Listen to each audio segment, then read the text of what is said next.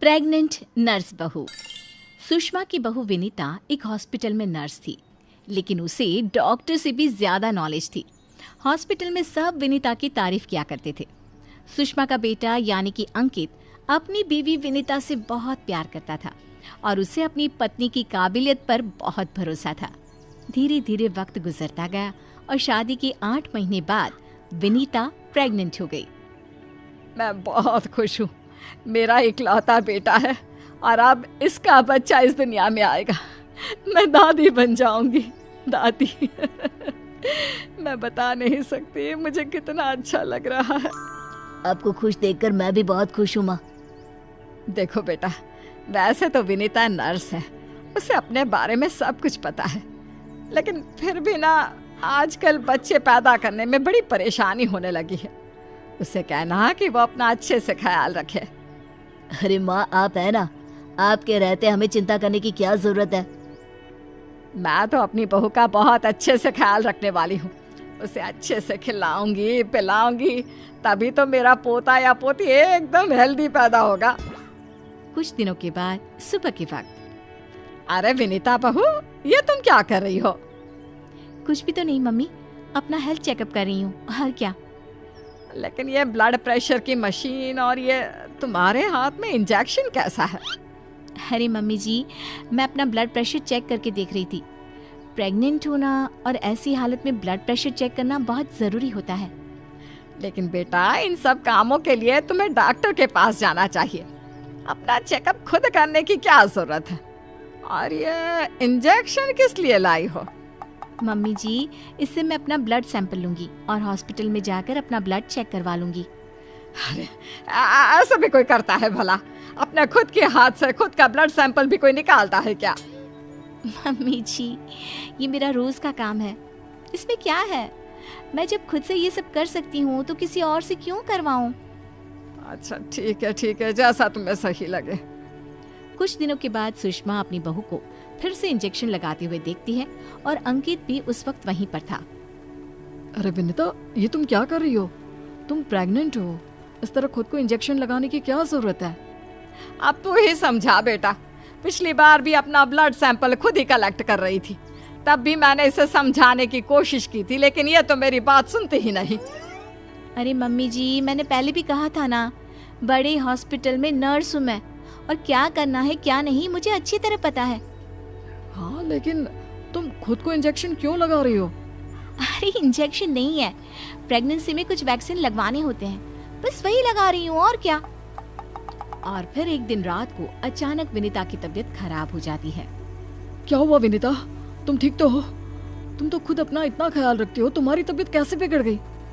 पता नहीं अंकित, ऐसा लग रहा है कि वीकनेस हो रही है, बहुत कमजोर सा महसूस कर रही हूँ पिछले कुछ दिनों से। तुमने तो अपना ब्लड सैंपल दिया था ना हॉस्पिटल में, उसकी रिपोर्ट आई या नहीं? कल सुबह ही आ जाएगी, तब सब कुछ पता चल जाएगा। अगले दिन सुबह के वक्त। विनीता, तुम्हारी ब्लड रिपोर्ट तो आ चुकी है। तुम्हारी बॉडी में तो आयरन की बहुत कमी है, देखो तो जरा। अरे हाँ, इसके हिसाब से तो मुझे ब्लड चढ़ाना चाहिए, वरना डिलीवरी के वक्त बच्चे को प्रॉब्लम हो सकती है। मैं एक काम करती हूँ, ब्लड चढ़वा लेती हूँ। ऐसा कैसे ब्लड चढ़वा लेती हूँ? पहले डॉक्टर से जाकर पता करो और हॉस्पिटल में जाकर ब्लड चढ़वाओ। ये सब काम बिना किसी डॉक्टर की सलाह के नहीं करना चाहिए। मम्मी जी, आप फिर से शुरू हो गई ना। क्या करना है क्या नहीं मैं अच्छे से जानती हूँ, मैं खुद कर लूंगी। और विनीता हॉस्पिटल से ब्लड की बोतल का इंतजाम करती है और खुद अपने ही हाथों से खुद को घर में रहकर ब्लड चढ़ा लेती है। अगले दिन। विनीता, अब तुम्हारी तबीयत कैसी है? देखो, मुझे पता था ब्लड चढ़ते ही मेरी सारी वीकनेस दूर हो जाएगी। मुझे बहुत अच्छा लग रहा है, एकदम ठीक हूँ मैं। कुछ दिनों के बाद विनीता की प्रेगनेंसी का 8वां महीना शुरू हो चुका था और एक दिन सुबह के वक्त विनीता अच्छे से तैयार होकर अपने कमरे से बाहर आती है। क्या हुआ विनीता, सुबह सुबह कहाँ जा रही हो? बहुत दिन हो गए हॉस्पिटल नहीं गई, सोच रही हूँ आज ड्यूटी पर चली जाती हूँ। डॉक्टर का भी फोन आया था अभी। लेकिन बेटा, अब तुम्हारा 8वां महीना चल रहा है, ऐसी हालत में तुम्हें घर में आराम करना चाहिए और डिलीवरी करवाने तो बिल्कुल भी नहीं जाना चाहिए। लेकिन क्यों मम्मी जी, डिलीवरी करवाने में क्या प्रॉब्लम है? ये तो मेरा जॉब है। और हॉस्पिटल में दिन रात यही तो करवाती थी। आपने कहा कुछ दिन काम पर मत जाओ, इसलिए नहीं गई। हाँ मम्मी, वैसे विनीता ठीक ही तो कह रही है, उसका रोज का काम है ना ये। तुम आजकल के बच्चे ना कुछ नहीं समझते। अरे तुम्हें वैसे तो सब पता है, लेकिन शायद ये नहीं पता कि इस हालत में अगर तुम डिलीवरी करवाने आई औरतों को देखोगी तो तुम्हारी सेहत पर बुरा असर पड़ेगा।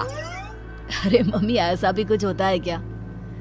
मम्मी जी, किसी और की डिलीवरी करवाने से मेरे ऊपर कैसे फर्क पड़ सकता है? मैं कोई पहली बार थोड़ी ना ये सब करवाने जा रही हूँ। विनीता अपनी सास की एक नहीं सुनती और हॉस्पिटल चली जाती है। वहां से वापस आने के बाद, अरे मम्मी जी, आपको मेरी बहुत चिंता हो रही थी ना? ये देखिए, मैं बिल्कुल ठीक ठाक हूँ, अब आपको परेशान होने की जरूरत नहीं है। और जानती है, पूरी 5 डिलीवरी करवा कर आई हूँ, वो भी नॉर्मल वाली। देखा मम्मी, मैंने कहा था ना विनीता को नहीं होगा कुछ भी। वो बिल्कुल ठीक है। चलो अच्छा है बहू, मैं भी तो यही चाहती हूँ कि तू एकदम ठीक रहे। और आजकल जिसे देखो उसके ऑपरेशन से बच्चे होते हैं, ये देख देख करना बहुत डर लगता है। चिंता मत कीजिए मम्मी जी, मुझे कुछ नहीं होगा। मैं नर्स हूँ ना, रोज हॉस्पिटल में औरतों को सिखाती हूँ कि कैसे अपना ध्यान रखें ताकि नॉर्मल डिलीवरी हो। तभी अचानक हॉस्पिटल से डॉक्टर का कॉल आता है। कॉल पर बात करने के बाद, मम्मी जी, एक इमरजेंसी केस आ गया है, मुझे जाना होगा।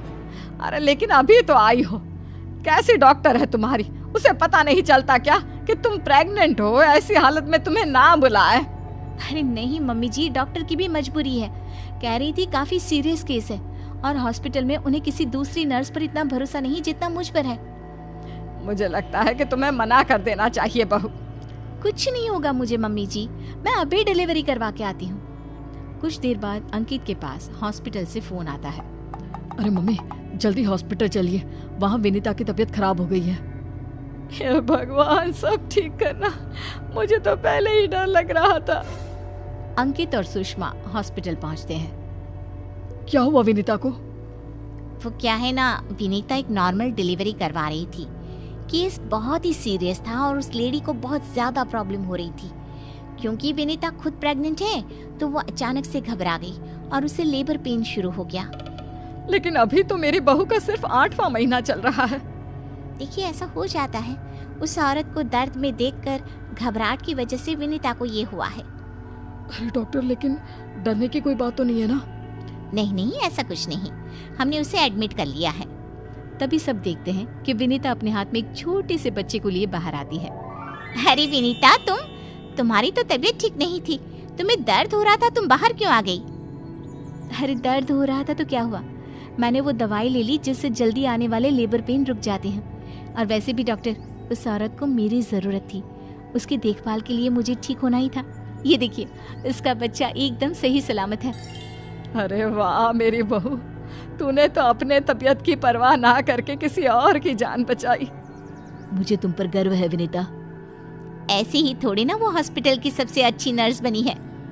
मैंने कहा था ना मम्मी जी, मैं नर्स हूँ, मुझे अपने से पहले दूसरों की तकलीफ दिखाई देती है और मैं पहले अपने मरीजों की जान बचाती हूँ, फिर खुद की।